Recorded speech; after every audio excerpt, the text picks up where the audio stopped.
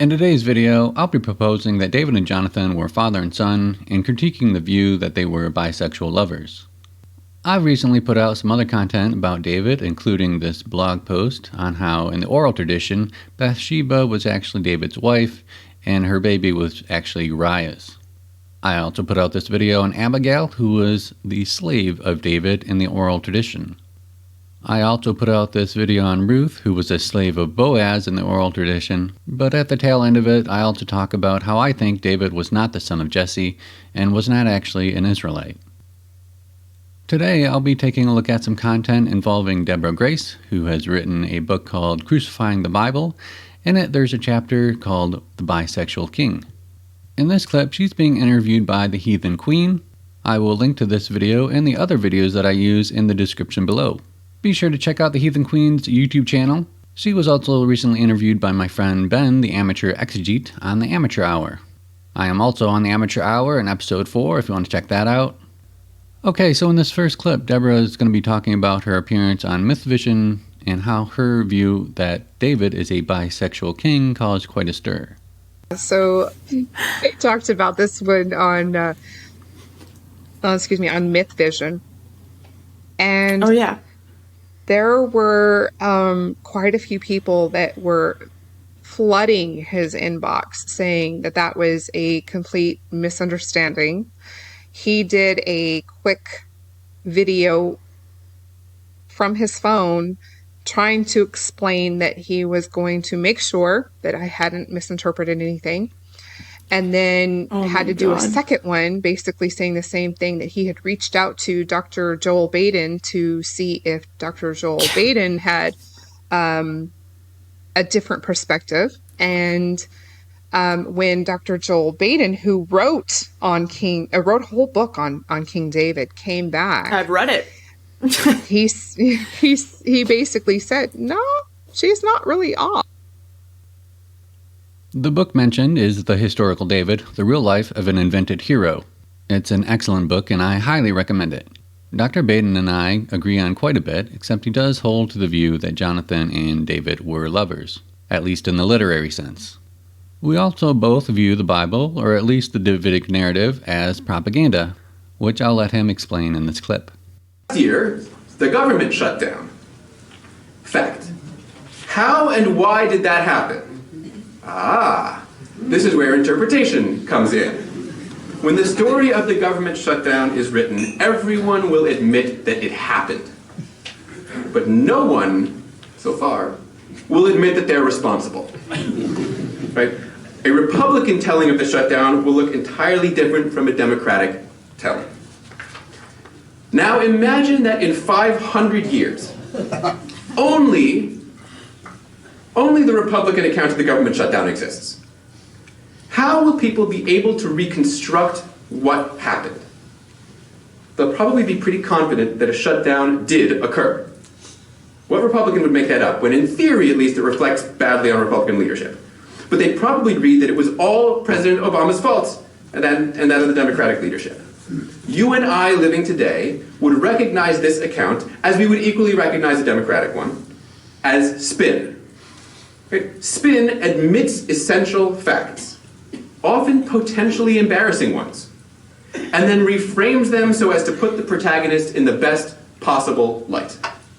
And that, I want to suggest, is precisely what is happening in the book of Samuel. It is a piece of pro-David propaganda, ancient political spin.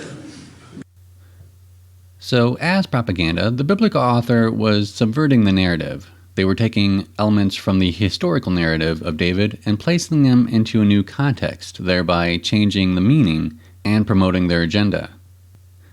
This causes ambidextrous text which fits in the historical narrative and in the biblical narrative. By isolating this ambidextrous text, we can reconstruct the historical narrative. This process is what I refer to as reconstructive reading, and it's what most of my work is based around. Alright, let's take a look at the next clip. If you're talking about the literary character of King David, there's a lot of ambiguity there, but he thinks that it's intentional ambiguity to leave room for the bisexual tendencies. There is ambiguity in the text, but this ambiguity isn't to communicate some secret meaning. Sometimes the biblical author had difficulty fitting elements from the historical narrative into the biblical narrative. Some of the ambidextrous text isn't so ambidextrous. When this occurs, it causes glitches. One of these glitches is ambiguity, as the biblical author needs to be vague so the element can fit into both narratives. Another type of glitch is a propaganda technique that I call the redundant lie. This is when a biblical author repeats the same claim over and over again unnecessarily. Some of these claims are so frequent they seem mundane and we don't even notice them. One of these claims was that Jonathan was the son of Saul.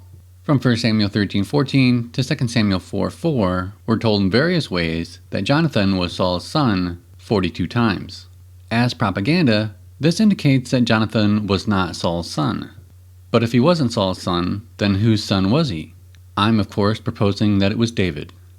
Alright, let's have a look at the next clip. But there is so much over like 10 chapters, and it's not just one verse where it's talking about, David kissed him and grieved and said, oh, your love is more than the love of a woman. There's a lot more scriptures that break down this narrative. King David had a covenant, made a covenant with Jonathan, and then they both strip.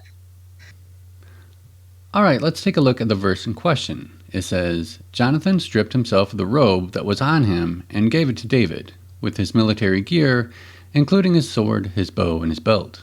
First of all, there's nothing in the text in this verse, or the verse before, or the verse after about David stripping. It is only Jonathan. Second, there's nothing in this verse that implies anything romantic or erotic. The context is simply Jonathan giving David his gear. Joel Baden says, quote, giving these to David is highly symbolic. It is simultaneously an act of abdication and of anointment. David, not Jonathan, is dressed as the next in line to be king. End quote. However, one could take part of the verse and put it into a new context, and then propose that in the original context, Jonathan stripped himself of his robe because they were bisexual lovers. The problem with this, of course, is that it violates Exegesis 101. Don't take things out of context. However, in the biblical narrative, things are already out of context. As I've discussed already, the biblical author was taking elements from the historical narrative and then putting them into a new narrative. But the question remains, is the bisexual theory the correct reconstructed context? We'll come back to Deborah in a little bit, but for now, I want to lay out my theory as to why I think that David was the father of Jonathan. David did something wrong against Saul. We know that David did something wrong against Saul because of another redundant lie. The biblical text tells us repeatedly that David is innocent. In 1 Samuel 19:4, it says he has not sinned against Saul. It also refers to him as innocent blood, and that Saul's trying to put him to death for no reason. In 1 Samuel 24:11, it says there is no evil or rebellion in David's hands, and that he has not sinned against Saul. And in 1 Samuel 26:18, David says, for what have I done? Or what evil is in my hand? I'm going to propose that David did 4 things against Saul. David had an affair with Saul's wife, Ahinoam. David fathered Jonathan. David had an affair with Saul's wife, Michal. And David conspired with Jonathan to overthrow Saul's kingdom. The historical narrative begins with David as Saul's armor-bearer. This is explicitly said in 1 Samuel 16:21. However, it appears to be a redaction since it conflicts with the story of David and Goliath. Joel Baden highlights the disconnect between the two stories, one of them being that Saul doesn't seem to know who David is, even though he's been his armor-bearer. Since David actually was Saul's armor-bearer, the biblical author actually needs to get him away from Saul's armor so that David can be the legendary shepherd boy that killed Goliath. In 1 Samuel 17:38-39, it says, David strapped on his sword over his military attire and struggled at walking, for he had not trained with the armor. So David said to Saul, I cannot go with these, because I have not trained with them. And David took them off. This is odd because in the previous section, he was Saul's armor-bearer and would have been trained with them. David had an affair with Saul's wife, Ahinoam. When Saul's anger burned against Jonathan, he said to him, you son of a perverse, rebellious woman, do I not know that you are choosing the son of Jesse to your own shame, and to the shame of your mother's nakedness? This raises the question, if Saul is angry at Jonathan, why drag his mom into it? As Dr. Michael Heiser points out, Nakedness can be used as an idiomatic expression for sexual intercourse. One example is in Leviticus 18:7 when it talks about the nakedness of the mother. I'm proposing that in the historical narrative, David uncovered Ahinoam's nakedness. This is further supported by the fact that in 1 Samuel 14, Ahinoam is Saul's wife, but in 1 Samuel 25, she is David's wife. Joel Baden says, quote, "It seems then that David took Saul's wife for his own," end quote. The next video I'm going to show is a question that was asked on Mythvision. If you haven't already, be sure to check out Mythvision's YouTube channel. Derek has had a number of interesting guests that I'm sure that you will enjoy. Aramgard says, Baden talked about it in his Samuel book. Jonathan's mother is Ahinoam. I hope I'm saying that right. And when David is fleeing from Saul in the wilderness, the text just casually drops that David has a wife named Ahinoam. Does the plot thicken? You know, it's almost like, did he take his wife and his son? I mean, ding, ding, ding. That's exactly what David did, except that Jonathan wasn't Saul's son, it was his son. There's also a number of possible sexual euphemisms in the text. This involves another propaganda technique, which I call literal figurative switcheroo. This is where the biblical author takes something figurative and turns it into something literal, and it's one way to cover up sexual euphemisms. In 1 Samuel 26:12, it says, "So David took the spear and the jug of water that were at Saul's head." These are very peculiar items, especially the jug of water. And it's interesting that the Hebrew word can be used euphemistically as semen. The spear, on the other hand, could refer to either Saul's wife or Jonathan. It's interesting that the biblical author places an emphasis that the spear is always in Saul's hand. In 1 Samuel 18:10, it says, "And a spear was in Saul's hand." In 1 Samuel 22:6, it says, "with his spear in his hand," referring to Saul. 2 Samuel 1:6 says, "Saul was leaning on his spear." On the flip side, David is always portrayed as not having a spear. In 1 Samuel 19:9, it says, "Saul had the spear in his hand, but David was playing the harp with his hand." Harp here may be another euphemism. David as a musician seems to be a fabrication, and this may explain why. In 1 Samuel 21:8, when David comes to the city of Nob, he has no spear. In 1 Samuel 26:22, even when David does take Saul's spear, he returns it. Another possible sexual euphemism is dipping the staff in the honeycomb. We have similar euphemisms today involving honey, and I think the biblical author puts this euphemism in the context of Jonathan in order to shift it away from David. Another possible euphemism is when David got up and cut off the edge of Saul's robe secretly. This could again refer to David exposing Saul's wife's nakedness. This is similar in Ruth, when Boaz spreads his garment over Ruth, and also pours his seed into Ruth's cloak. The end result of this affair is that Ahinoam becomes pregnant with Jonathan, who is actually David's son. This leads us to our next propaganda technique, which I call time shifting. This is when the biblical author moves something in the narrative to a different time. In this case, since David was Jonathan's father, he would have been much older than Jonathan, so the biblical author has to shift David to a younger age. He does this by placing emphasis on David's youth. 1 Samuel 16:11 refers to David as the youngest.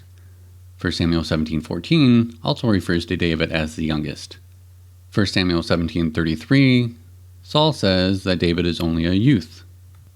1 Samuel 17:55, Saul asks Abner, "Whose son is that young man?" 1 Samuel 17:56, Saul says, "Ask whose son the youth is." 1 Samuel 17:58, Saul says, "Whose son are you, young man?" David was Jonathan's armor-bearer. Since Jonathan was David's son, David had a vested interest in protecting him. He therefore arranges to become Jonathan's armor-bearer. The biblical author covers this up by making Jonathan's armor-bearer anonymous, and making the armor-bearer the young man instead of Jonathan. Furthermore, it is Jonathan that strikes the men down on the battlefield, and the armor-bearer simply puts them to death after him. This is an example of another propaganda technique that I call a plausible misunderstanding. Oh, you thought Jonathan's armor-bearer struck those men down? No. Jonathan struck them down, and the armor-bearer simply put them to death after him. This allows the possibility that the original reader may have heard the historical narrative incorrectly, and that the biblical narrative is actually the true narrative. Alright, so with all that in mind, let's take another look at 1 Samuel 18:4, where it says, Jonathan stripped himself of the robe that was on him and gave it to David, with his military gear, including his sword, his bow, and his belt. Sounds like an armor-bearer, doesn't it? David had an affair with Saul's wife, Michal. In 1 Samuel 18, it says Michal loved David. Well, she certainly did.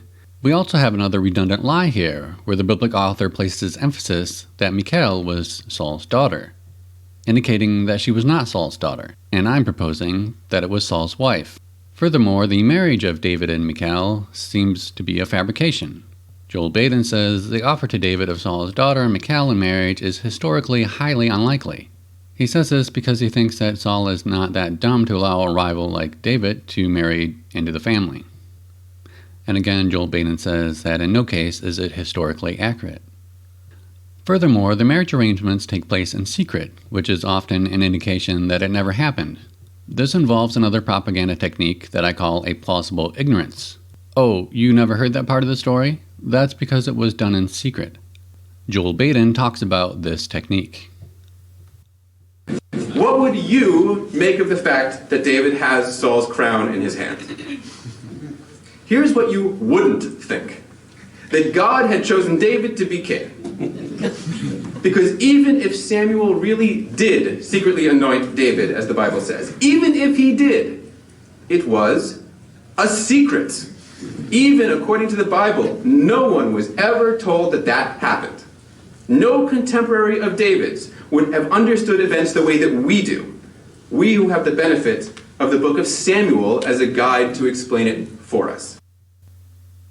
Saul learns that David is having an affair with his wife, and in 1 Samuel 19, things come to a head. Looking like a typical cheater, David escapes out the window to avoid the wrath of the husband. Saul says, "Bring him up to me on his bed so that I may put him to death." The biblical author, of course, replaces David in the bed with an idol and some goat hair. With two affairs in mind, 2 Samuel 1:26 takes on a different meaning, where David says about Jonathan, "Your love for me was more wonderful than the love of women." And apparently, women certainly loved David. Furthermore, the biblical author attempts to cover up this affair by having David, when he goes to the city of Nob, say that he hasn't been with any women. What goes around comes around, though, and in my blog post, I propose that Uriah did to David what David did to Saul. The difference being, Uriah's child died, and David celebrates accordingly. So with all this in mind, let's take a look at why David and Jonathan weren't at Saul's table. 1 Samuel 20:29 says, "For this reason he has not come to the king's table." This is an attempt by the biblical author to cover up another reason. The reason David was no longer at Saul's table was because he got busted for having affairs with his wives.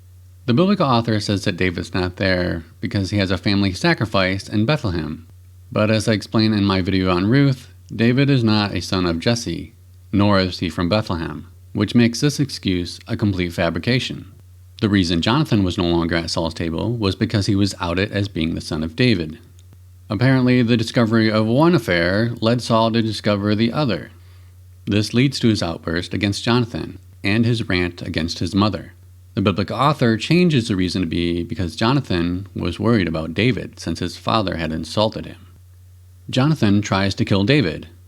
There's an episode in the biblical narrative that seems to indicate that Jonathan didn't know that David was his father and attempts to kill him. This may have been a diabolical plan by Saul, instructing his illegitimate son to kill his own father. The biblical author tries to cover this up by emphasizing that Saul would have told Jonathan anything, but then having David explain that Jonathan didn't know because Saul was afraid he would be worried. Then comes the strange episode of the little boy and the arrows. Typically, one would shoot an arrow and then have someone go get it. And although the ancients weren't big on safety, it still seems a bit odd. Jonathan instructs the boy to run and then shoots the arrow past him. If one didn't know Jonathan's instructions, it would appear that Jonathan was trying to kill the boy. But in this case, the boy was David, and the biblical author is once again using a youth to replace David in the story. At the end of the episode, Jonathan gave his weapons to his boy. This again hints at David being Jonathan's armor bearer. With David and Jonathan expelled from Saul's royal court, they both still had considerable influence, and together they can make a play to overthrow Saul's kingdom. This alliance was formally put into a covenant, but the biblical author changes it to be because he loved him as himself. We may have the contents of the actual covenant in the biblical text itself, when Jonathan says, "You will be king over Israel, and I will be second in command to you." This arrangement is entirely plausible if Jonathan was David's son. In the historical narrative, Saul wanted to kill David and Jonathan. The biblical author tries to cover this up by shifting Saul's threat earlier in the narrative and inserting it in the staff and honey episode. It is in the same episode where it says, "So Saul said to the people who were with him, 'Look carefully now and see who has left us.' And when they had looked, behold, Jonathan and, guess who again? His armor-bearer were not there." This gives a different meaning to the place, the Rock of Division. In the biblical narrative, it is simply because David is on one side of the mountain and Saul is on the other side. But in the historical narrative, it's because David and Jonathan attempted to overthrow Saul's kingdom. It's interesting, once David is expelled from the royal court, that we see very little of Jonathan. And even in their deaths, the biblical author emphasizes that Saul and Jonathan were not separated. Even in the biblical narrative, Saul is concerned about a conspiracy against him, but the biblical author makes him seem like a crazy conspiracy theorist. David at Nob. Some find it odd that David went to a city of priests for food and weapons. It is odd indeed, and there seems to be another redundant lie. We are repeatedly told that Ahimelech is a priest, indicating that he was not. And it seems that the city actually did conspire against Saul and did give David bread and a sword. This makes more sense when Saul destroys the city. He wasn't a raving lunatic killing innocent priests, but rather a city that had rebelled against him. Alright, so with all that in mind, let's take a look at some more clips of Deborah Grace. Right. And if King Saul was so anti-David, why did he give him his daughter to marry, who he abandoned? David doesn't abandon Saul's daughter because of his love of Jonathan, but rather, as I explained, she wasn't his daughter, but Saul's wife, and David was having an affair with her. And goes off on his own, grieving this loss of Jonathan, running from King Saul for 9 years. Saul chasing David for 9 years because he doesn't want him to be with his son Jonathan seems like a stretch, but chasing him for 9 years because he was trying to overthrow his kingdom makes much more sense. Alright, so now I'm going to switch over to Deborah's interview on Mythvision. So there's quite a bit in several chapters in the Bible. I dedicated a single chapter to that topic, but there's a lot to it. It talks about that they made a covenant with each other. That's really how it all starts. They made a covenant with each other, and then he strips the bow, the sword, the girdle, all of it, and they kiss. All right, let's take a look at this verse one more time here. As I pointed out earlier, Jonathan strips himself and gives his gear to David. There is nothing erotic in this context, and it makes sense if David was Jonathan's armor bearer. Furthermore, when they kiss, it is in a different episode, 2 chapters later. Furthermore, men kissing each other was a cultural way of greeting each other. In Romans, Paul says to greet each other with a holy kiss. This is not a call to bisexuality. And Jonathan and then they go back and forth talking about each other, singing their praises about each other.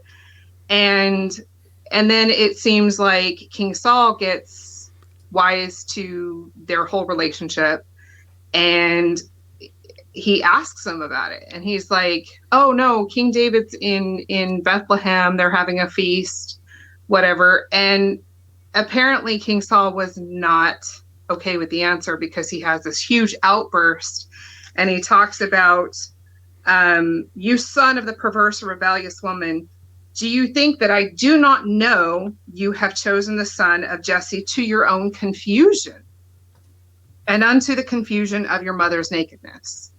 That doesn't sound like just a jealous father. It doesn't sound like about a friend. That's right, because it's not a jealous father, but it's a jealous husband. And it's not a friendship, but a father and son relationship. Friendship.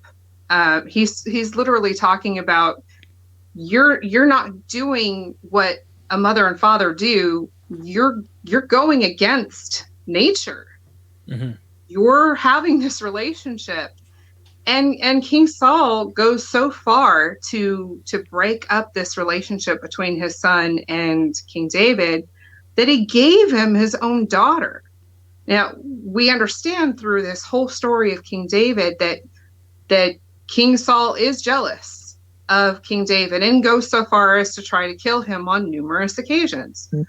But then why would you give King David your own daughter in marriage? As discussed earlier, David's marriage to Michal is a complete fabrication, and she was not a daughter of Saul, but rather she was Saul's wife who had an affair with David. When David went to the priests and said, "Hey, feed me and my men," one of the things that the priest asked him was like, "Well, all I have is the showbread, but you can't have the showbread unless you have not been with women."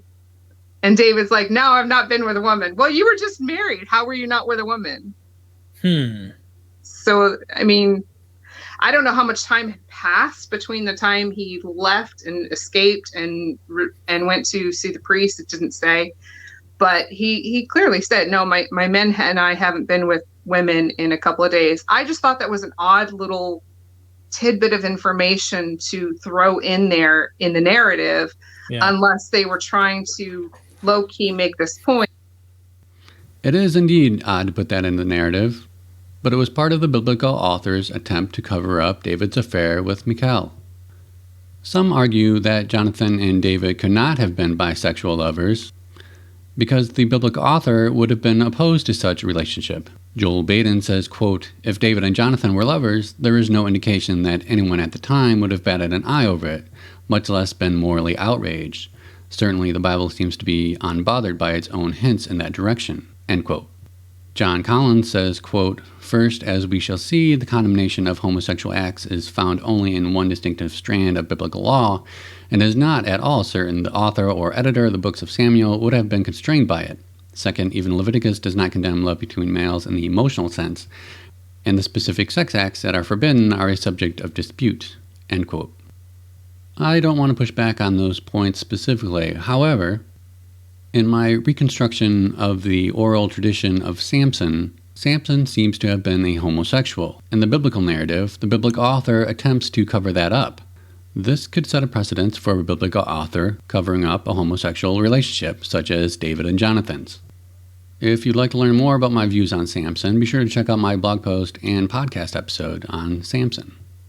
All right, so I want to switch back to the Heathen Queen interview because I think Deborah encapsulates kind of the main argument for Jonathan and David being bisexual lovers. Another place where they embrace each other, hug, weep in each other's arms, and kiss. They're going behind King Saul's back, meeting each other in secret. Like, you don't do this if that's just a friendship. And that seems to be the main argument, is that the love between David and Jonathan seems to be a suspicious love. Not a love of friends, but a love of lovers. Joel Baden says, quote, "Many scholars have raised the possibility that David and Jonathan had a homosexual relationship. Certainly the Bible comes close to saying so. Over and over we are told that Jonathan loved David, and while frequently the word love in the Bible and the rest of the ancient Near East has a non-romantic meaning of covenant loyalty, this is probably what it means when it says that Saul loved David. For example, the use of the word in the case of Jonathan seems to go beyond that. Jonathan does not just love David. Jonathan's soul became bound up with the soul of David. 1 Samuel 18:1, Jonathan delighted greatly in David. 19:1, the same Hebrew word used in Genesis to describe Shechem's desire for Jacob's daughter, Dinah, Genesis 34:19. End quote. Again, Joel Baden says, quote, when Jonathan dies, David laments for him in these words, more wonderful was your love for me than the love of women, 2 Samuel 1:26. The comparison to the love of women can hardly have a political connotation. This is as close to an expression of romantic attachment between two men as we find in the Bible. End quote. Again, John Collins says, quote, two statements in the text, however, suggest a more emotional or erotic relationship. One is Saul's complaint that Jonathan has chosen David to his shame and the shame of his mother's nakedness. It is possible that the shame here arises from Jonathan's disloyalty to his father and implicitly to the mother who bore him. But it may also have sexual implications. The other is David's statement that the love of Jonathan was better than the love of women. All of these quotes highlight that there is a glitch in the text. The love between David and Jonathan is suspicious, but we shouldn't be so quick to resolve it with a bisexual relationship, because there's another kind of love that's greater than the love of women, the love between a father and a son. Thanks for watching, and please like, share, and subscribe.